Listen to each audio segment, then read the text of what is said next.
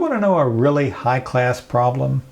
That's having more referrals coming to your office than you yourself can manage as a therapist. Well, that would be a really good problem to have when we're talking about private practice. Yes.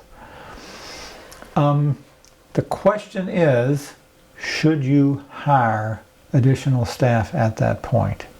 Well, I would think there would be some things that you'd want to look at to help you determine if that's the way you should go or not. I think you're exactly right. And one of them is this a permanent situation or just kind of a blip? Take an example. It's January the 5th. All of a sudden your schedule is full. You've got calls coming in one after the other, and there's no place to put them. You think, this is unprofessional. I can't do this. I can't see these people hurting out there without any resources. I've got to hire another therapist, and I've got to hire him today. Is that a good idea? Probably not. I don't think so, because you don't know if it's a permanent situation. Maybe that influx came because of holiday stress, which will go away in February. Perhaps it came because in January, this nearby company's insurance changed and suddenly you're on their panel. So let's make sure it's permanent.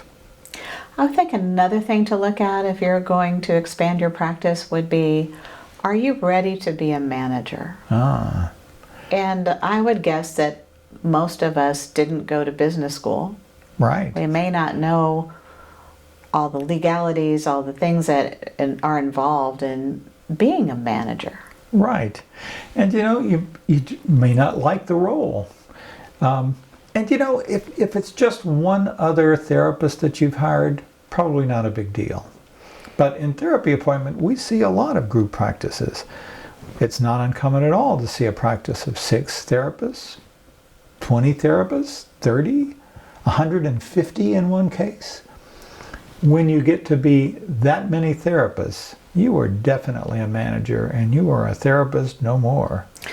Although I have seen a few cases, Bill, where the owner has still maintained a therapy practice of their own, and what they did is they hired a really, really good office manager to do most of the day-to-day paying their employees and scheduling and managing all of that.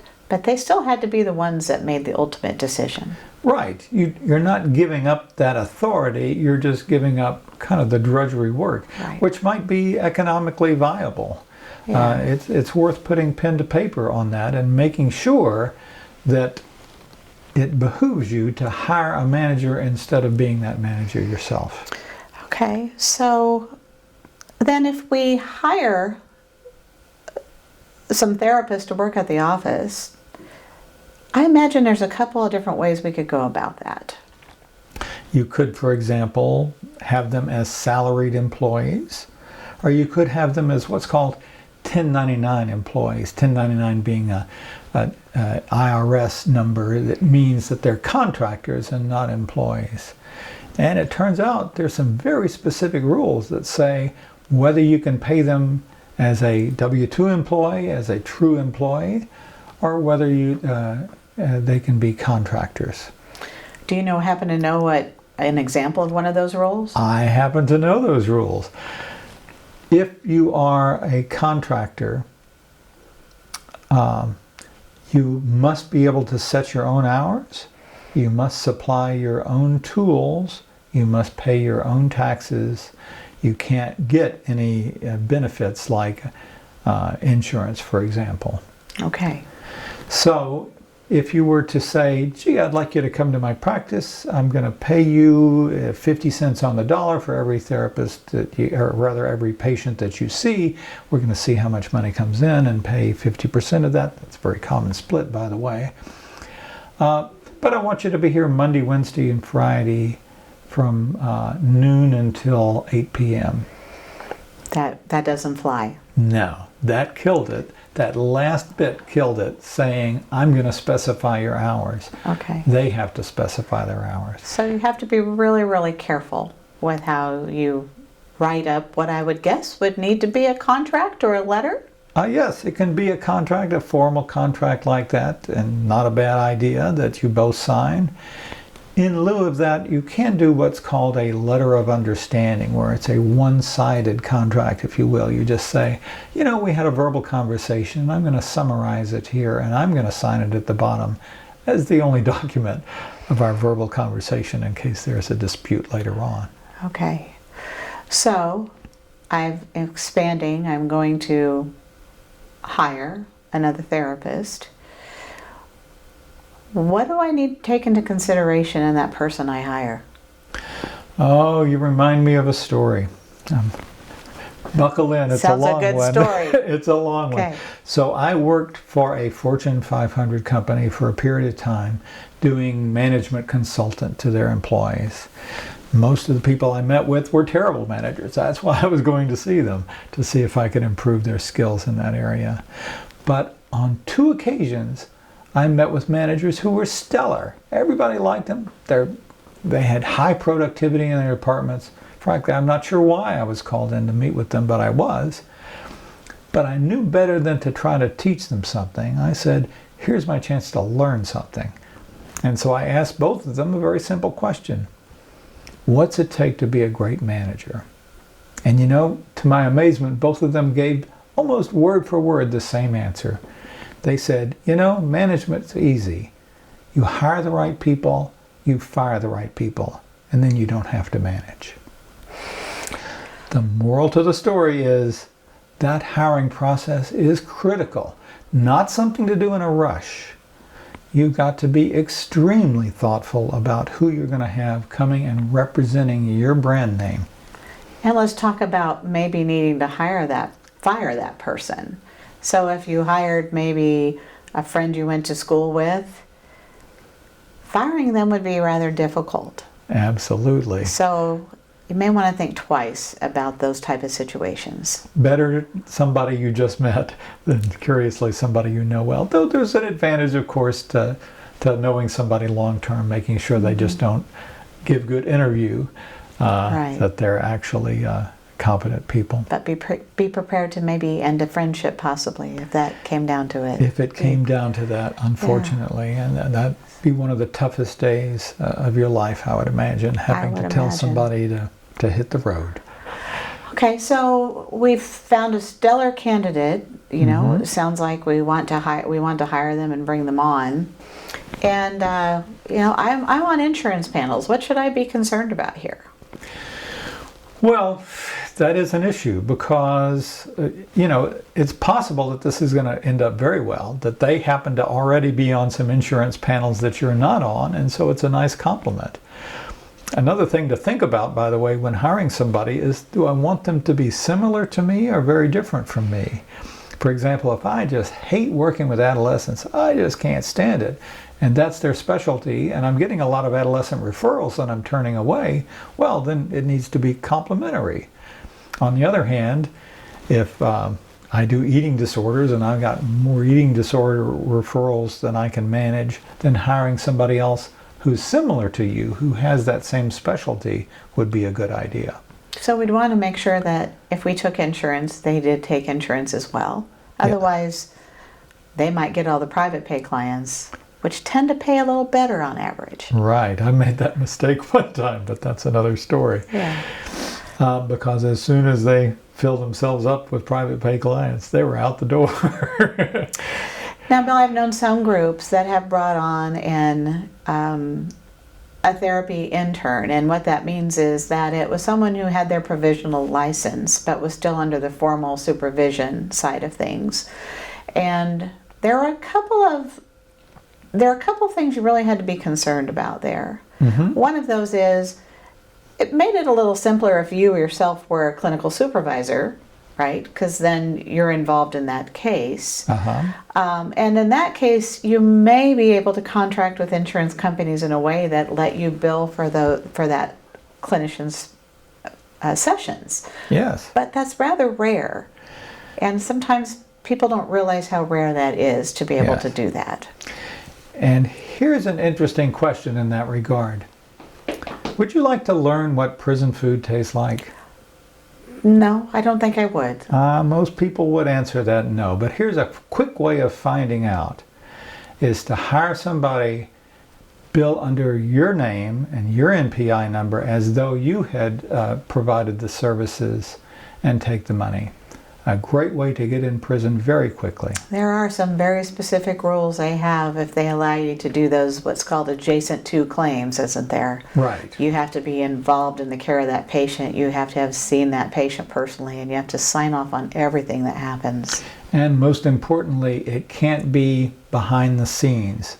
That insurance company has got to know, be good to get it in writing, that you are supervising this person will provide the face-to-face services, and that's okay with them. Again, it's pretty rare. I'd certainly want that to be in my contract with the insurance company. But there's another way to go, and that's with interns, and those can be useful for a sliding scale, right?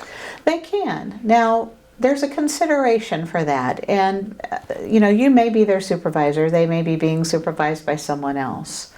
But they absolutely could come in and take some of those sliding scale fees and make a lesser income.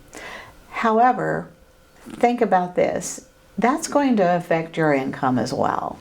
So if they're only getting $50 a session and you're getting half of that, versus a therapist who could get full fee, you've cut your income in half there.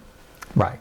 So a lot of times the ones who take on interns tend to be organizations that are set up as nonprofits. They might have some grants that allow them to help out with that, or that's the focus, is they really help provide mental health care to those that have the least access to it. So those are great situations if you happen to be set up as a nonprofit, and you can change your business to be a nonprofit if you want. That's another option. But it's another interesting point that I hadn't thought about, which is when you hire an intern, you are required to provide supervision, and that's another hour out of your day. So it's an hour that you could have a patient scheduled in, and instead you're providing supervision. So it's a great solution for certain circumstances, but not all circumstances. Absolutely. You can have additional therapists come into your own office, your current office, or you can decide to open a second office, what they call a satellite office. What are some of the reasons you would want to do that?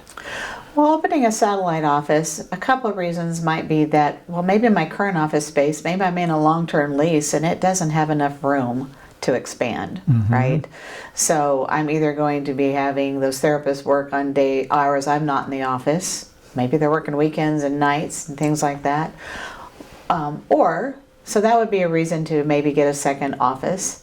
But typically it's when I've kind of exhausted the referral sources in this area for my specialty, and I need to go to another area of town or the city in order to bring my specialty to more people in another location. So that would be a good way to do it. But realize your expenses are doubling when you do that. Right. It's hard to get around that. But perhaps worth it because your clients are not going to want to drive an hour to see you.